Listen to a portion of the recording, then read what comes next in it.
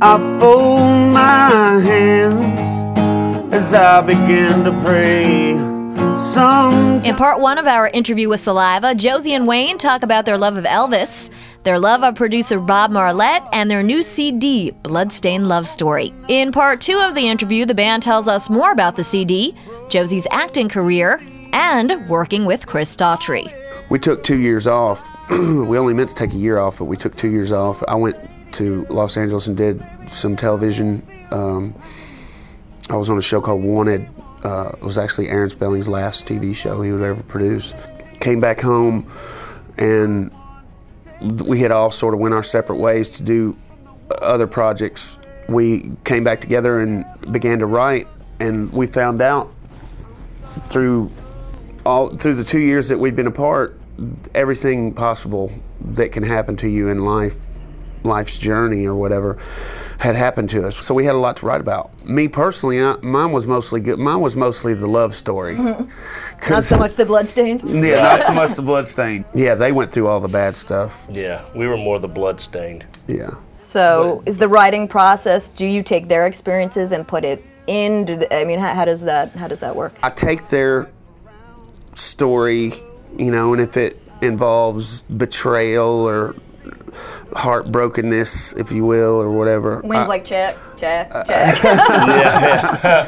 Then I just make all that rhyme. I just want to say to you, maybe I won't feel the pain. Now, you mentioned the acting. I wanted to ask you about that because I remember watching you on Wanted, and you were the techie guy. Yeah. And you know, half the time I'm like, what the hell? Was it hard to learn that you were just saying all this technical stuff, and it was like, what the hell is he? Was it hard to learn that stuff? Yeah, it was miserable. Because I'm so not the technical guy. Oh, really? Yeah, I have trouble turning on a calculator, much less a computer. It was very impressive. I always wondered about that, though, watching it, though. All my friends at home were going, He's so full of crap. Don't know nothing about computers. Blood, you were my bones, I could. Chris Daughtry, you writing or you wrote with Chris Daughtry, is it true? Yeah. And tell us about that relationship. Well, we've been friends through Bob Marlette. He's friends with Bob, and I told Bob, I said, pass my number on to him because I wanted to holler at him, tell him, you know, me and my wife were fans, and, you know, we thought he had a great voice, and we just hit it off. You know, we are really good friends now, and talked about doing some writing together and maybe doing something for a soundtrack or something like that. So it's so sweet.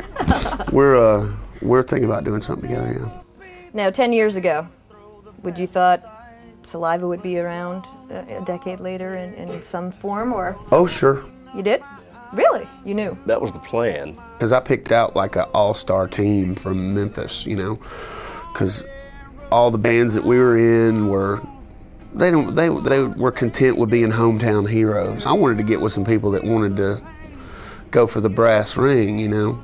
So I went around to all the good bands and picked out the best players that were my good friends anyway. So you stole people, basically. And stole them, yeah. Yeah, that's good. Stole them. Genius steals. Those other bands' losses were definitely Saliva's gain. Bloodstained Love Story is out now, and for an exclusive unplugged performance live in Altitude's Artist Lounge, be sure to check out new music on your phone.